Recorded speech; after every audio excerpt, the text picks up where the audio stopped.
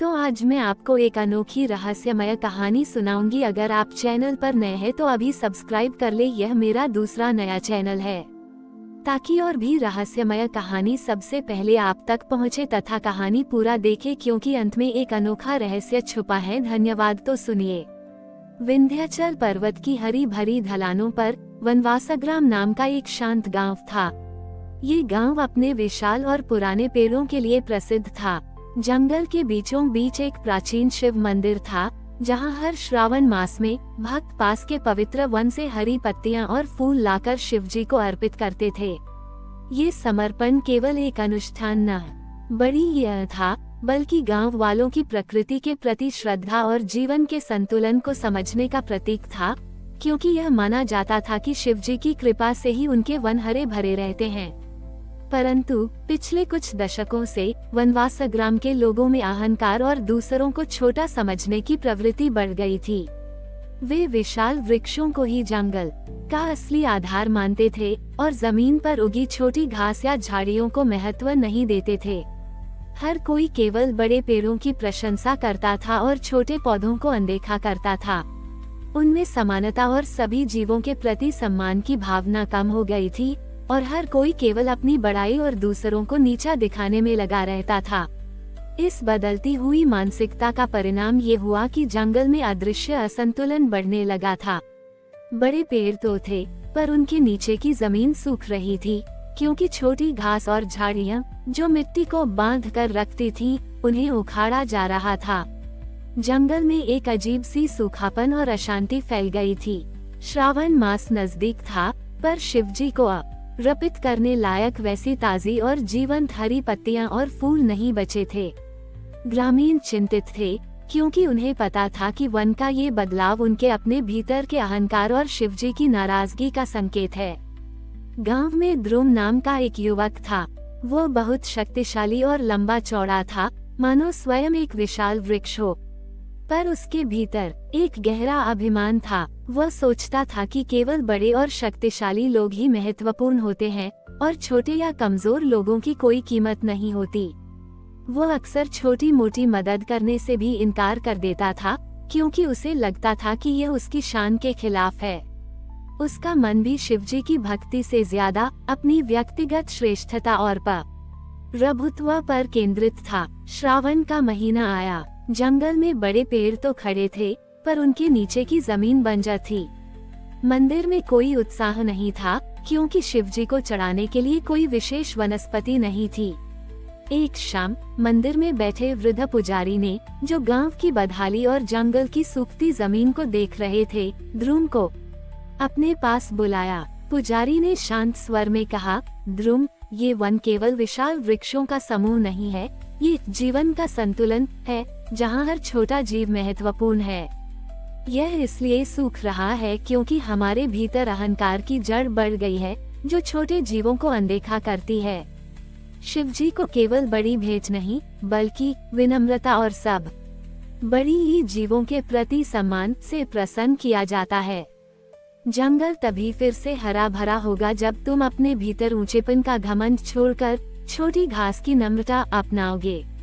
पुजारी ने ध्रुव को एक चुनौती दी। इस श्रावण में तुम्हें इस पूरे जंगल को फिर से हरा भरा करना होगा, अकेले ही। तुम्हें इसके लिए केवल बड़े पेड़ों की परवाह नहीं करनी है, बल्कि विशेष रूप से जमीन पर उगी सबसे छोटी और उपेक्षित घास और झाड़ियों को सींचना होगा, मानो वे शिवजी का ही अंश हों। तुम्हें अपने भीतर के अहंकार, भेदभाव और श्रेष्ठता के भावों को मिटाकर निस्वार्थ सेवा का अमृत बनाना होगा। ये तुम्हारा समता तप होगा। याद रखना, जब तक तुम्हारे भीतर का ऊंचे न का भ्रम नहीं हटेगा, जंगल में फिर से जीवन का संतुलन नहीं लौटेगा। ध्रुव ने चुनौती सुनी। उसे यह काम असंभव लगा। वो कैसे अकेला छोटे पौधों की देखभाल कर सकता था, जब उसने जीवन भर केवल अपनी ताकत पर घमंड किया था। पर पुजारी की आंखों में उसे एक अजीब सा विश्वास और गहनता दिखी। उसे अपने भीतर एक प्रेरणा महसूस हुई। उसने सोचा, ठीक है, मैं ये करके देखता हूँ। अगर मैं इस जंगल को बचा पाया, तो शायद मुझे भी कुछ मिलेगा। उसने चुनौती स्वीकार कर ली पर अभी भी उसके मन में संदेह और अपने अहंकार की एक छोटी सी छाया थी। ध्रुव ने चुनौती स्वीकार तो कर ली, पर अभी भी उसके मन में संदेह और अपने अहंकार की एक छोटी सी छाया थी।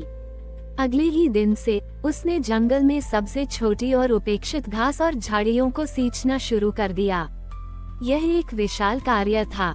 उसे जमीन पर झुककर काम करना पड़ता था, कांटों से उसके हाथ छिल जाते और जंगली कीड़े उसे परेशान करते। उसे यह बहुत कठिन लगा, उसका शरीर दुखने लगा और अहंकार हर पल उसे त्यागने के लिए उकसाता।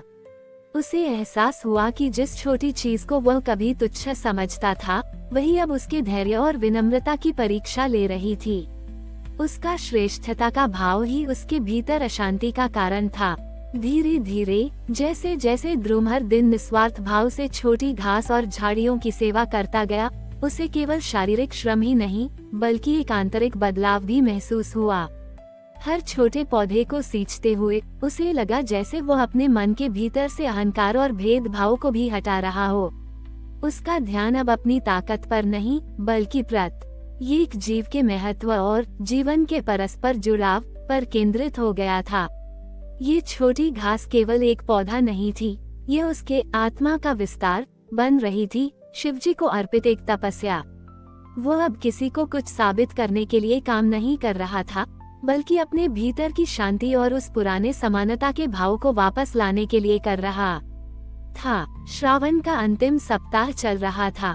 जंगल में अभी भी बड़े पेड़ तो थे, पर जमीन की हरियाली पूरी तरह नहीं लौटी थी और गांव में निराशा गहरी थी। ध्रुव लगभग थककर चूर हो चुका था।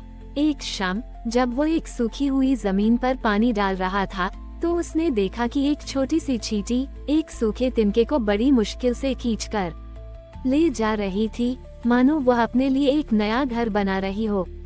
उस नन्ही चींटी के अथक प्रयास और उसके सहज अस्तित्व के संघर्ष को देखते ही ध्रुव के भीतर एक नई ऊर्जा का संचार हुआ।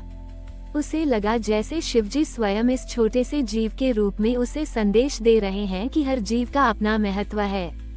उसने अपनी अंतिम शक्ति से जंगल के उन कोनों की भी देखभाल की जहां सबसे छोटी घास उगती थी, इस बार किसी दिखावे के लिए नहीं बल्कि केवल निस्वार्थ प्रेम और समर्पण के भाव से। श्रावण के अंतिम सोमवार की सुबह थी।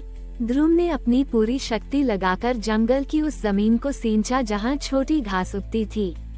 वह थक चुका था, पर उसके चेहरे पर एक अद्भुत शांति और संत ओष था। जंगल अभी भी पहले जैसा घना नहीं दिख रहा था। जैसे ही सुबह की पहली किरण उस सींची गई जमीन पर पड़ी, एक अद्भुत चमत्कार हुआ। जंगल के बड़े पेड़ों के नीचे की सूखी जमीन अचानक हरी भरी हो गई। छोटी छोटी घास और रंग बिरंगे जंगली फूल तेजी से उगने लगे। उनकी हरियाली इतनी चमकदार थी कि ऐसा लगा मानो जमीन पर एक हरी चादर बिछ गई हो। जंगल से एक ऐसी ताजी और जीवनदायिनी सुगंध आने लगी जिसने पूरे गांव को भर दिया। हर जगह नए पौधे उगाए और पक्षी फिर से चहचहाने लगे, मानो जंगल शिवजी के आशीर्वाद से फिर से जी उठा हो। गांव वाले जो मंदिर में पूजा के लिए इकट्ठा हो रहे थे, उस अद्भुत दृश्य और जंगल की नई हरियाली से हैरान रह गए। उन्होंने देखा कि ध्रुव ने अकेले ही उस सूखी जमीन को हरा भरा कर दिया था। वे दौड़े दौड़े जंगल के पास आए और अपनी आंखों से उस पर फैली दिव्य हरियाली और खिले हुए फूलों को देखा। उनकी आंखों में आंसू थे, पर इस बार पश्चाताप और कृतज्ञता के आंसू थे। उन्हें अपनी अहंकार और ध्रुव के प्रति अपने उपेक्षा भरे व्यवहार पर बहुत शर्मिंदगी महसूस हुई। उन्हें एहसास हुआ कि शिवजी ने उन्हें केवल हरियाली ही नहीं दी थी, बल्कि निस्वार्थ सेवा, विनम्रता और सभी जीवों के प्रति समानता का महत्व भी सिखाया था।